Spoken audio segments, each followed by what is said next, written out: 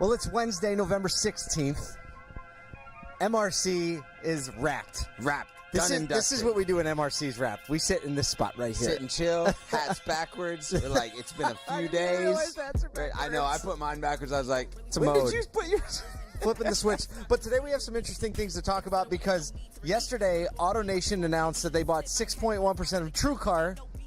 Whoa. Yeah, they did. They did. They bought that. We're going to talk about that. And we're also going to give you a few insights that have not been released. Have not been released anywhere. They're in a slide deck that only we've seen. Maybe 3 other people have seen, including the people that made it. Around great. Luxury brand loyalty, what Tesla's included and what Tesla isn't included. It's going to be a whole lot of fun. Yeah. All right. I don't know what to do because we don't have the music We here. don't have music. It's okay.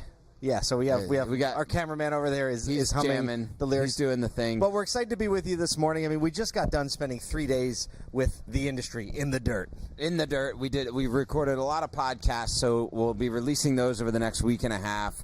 In the dirt with Asotu. If you're not following it, grab it on your podcast platforms. We got to have a lot of conversations with people that they literally have never been on a podcast before or on a stage. And I can say that 0 of them bombed it.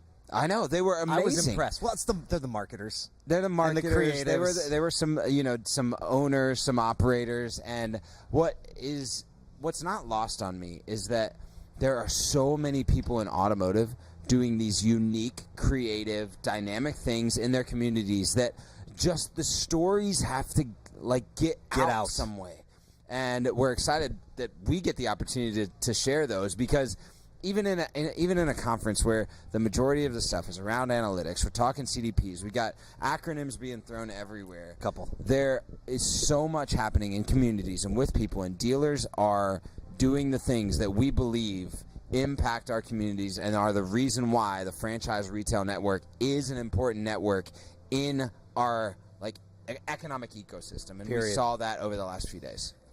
There's nothing like hearing somebody say, and we do this in the community, and we do this with our people, and we're like, there's someone actually practicing. There were moments we would just kind of sit back and we'd be like, it actually exists. It's like seeing a unicorn. Yeah. I just saw the Sasquatch. Yeah. We talk about him, we wrote books about him, and there he is. Yes. Or she is. I don't know. Is it Sasquatch Borgo? Who knows? Okay, let's get Pat. You and I were sitting at a table when a notification came up on one of our phones, and it was a LinkedIn post by Steve Greenfield, and it said, AutoNation acquires 6.1%, 1 or 2, 6.1% of TrueCar. And we just looked at each other like, and then Brian Kramer was sitting at the table, and we showed him, and he looked up and he stopped chewing. This was his face. And I watched his eyes just like a processing button. And it's very rare that Brian Kramer doesn't have something to say. I know. And I think that was kind of like some of the posts, I think you commented on the post. I'm just going to leave that right here. Yeah, just, okay. And I said, that's all. Awkward silence fills the room. Yeah. Because I don't know that the industry has any idea what to do with that. Well, and here's what's interesting, and we know a lot of people at AutoNation. We actually got to hang out with them this week. To me, that's an interesting play, especially for them to say, hey, look, we're looking at this as emerging technology, and I don't think the dealer network. That's what the press release said, right. Literally. I don't think that the dealer network sees that. Now, we also know a bunch of people at TrueCar, and we know that they are pressing the boundaries in some ways. So I'm interested to see what a large organization like that sees in something that has lost a lot of stock value, it's a publicly traded company. What's the emerging tech that leverages that they can leverage to serve customers? Because I'm sure there's some tech in there that they're going to be able to leverage. Look, AutoNation is moving the needle from a retail standpoint. Right, thinking like a consumer, I see AutoNation as a well-known brand. I see TrueCar as a well-known brand, right? Because I think from the consumer's perspective, it's a lot different for TrueCar than what the dealer's perspective is. So I think when the press release comes out, a publicly traded company, they're actually making the press release for the public. For the public. Not for us, right? It's not all about us. See what you did there. And so when they see that, I think the general public consumption of that information, what that's going to process as, oh, good, 2 brands that I know and trust working together to make things better. I think that's the public perception. From the insider perspective, I think everyone's got the skirt. Yeah. What does that mean? TrueCar has been doing a lot in the last year just to try to get back into being in front of dealers, to being at events, doing just a lot of public relations things and letting dealers know, like, hey, we're here. We're not asking for anything, right? We're here to serve you. So there's got to be something under the hood that we don't know about. Yeah, I'm sure. Definitely. Well, speaking of things under the hood that nobody knows about. Stop. Oh, this is a great one. Time. Yeah. So one of the things that happened when we were, it was actually Tuesday that we were walking through. Can I tell the story? Yeah, please tell the story. Okay, so we're sitting there in a panel, and you know what a panel? It's Brian Pash. Who else was on the panel? It was Steve Greenfield, Brian Pash, and Rusty West. Rusty West, right? Market Scan. From Market Scan. And they're talking about luxury loyalty. They're talking about Tesla. They're talking about the differences between like what Tesla actually is and where. And they talked about loyalty. And Kyle is next to me. Well, it's funny because the earlier part of the story is oh my goodness, from Q Vale. Gino Walsh pipes up and says, "Hey, I haven't been able to get a straight answer from anyone. Like, what's the actual retention? Right, it was a question to the panel from." For Tesla, because that's something that we should be looking at as an industry. Like, once people buy one, are they going back and doing that again? Because we're talking about it like the Holy Grail. Right, exactly. Yeah. And nobody kind of knew the answer in the room. There were a couple people that piped up. And Kyle pulls out his phone and he starts texting. He's like, I'm texting Amber. And he texts Amber Daniel from Polk. And S&P Global. S&P Global, yes, the whole thing together now. Yep. Big logo.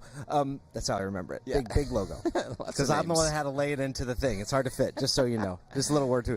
And so she comes flying in. She's like, give me 5 minutes. I actually just got some slides. So she comes flying into the room, 5 minutes. Literally, Brian Pasha is up there closing out the panel. And Amber's like, give me a second. Clicking through, analyzing the slides. It's like the first time she's seen him. Kyle stands up and is like, I think I have some information might be relevant. We have the loyalty metrics on Tesla versus non-Tesla. So I need to set up. You can talk about what it actually is. So the loyalty metrics look like this: is what they've found is they've just done this luxury segment loyalty look, and the luxury segment sees a 45% loyalty, which is much higher than the rest of automotive, including Tesla. So they put that in there. What's interesting is there's a couple interesting facts here. Is when you remove Tesla from the equation, it only goes to 43%. So what that means is that the kicker here is that Tesla's loyalty is 86%. So very high, extremely high. She hedged a little. She was like about 80%. She was like about 80, but what she said, she was like whispering. She was like, it's 86%. It's actually 86, right? So what that tells me is that even though you have what's interesting is there's massive loyalty to a brand. It's still only a very small subset of consumers that are purchasing that vehicle because if it's 86%, you would expect it to swing it a lot more how much attention is being put on that brand, but it only sways at 2 points. So 2 points. Still a strong, the luxury brands are doing a better job at loyalty than your non-luxury brands because non-luxury is down in the 30s. And so definitely a positive thing there, but shoot, if an OEM or a dealership is looking for 50, 55, 60% as a growth metric for loyalty, you're catching up to a brand that right now is sitting at 86%. So they've done a whole lot of things way past just like we have EVs. And you think of luxury loyalty and you think of the average Tesla owner where it's like a third car or more. We talked about this in the accessibility of EVs as they come out and what is going to be acceptable or not. What drives loyalty in Tesla? How can you have loyalty to a brand or a vehicle where if it breaks, you could be without it for 60 days? Or if you get in a car accident, you could be out without it for 3 months. Well, what do?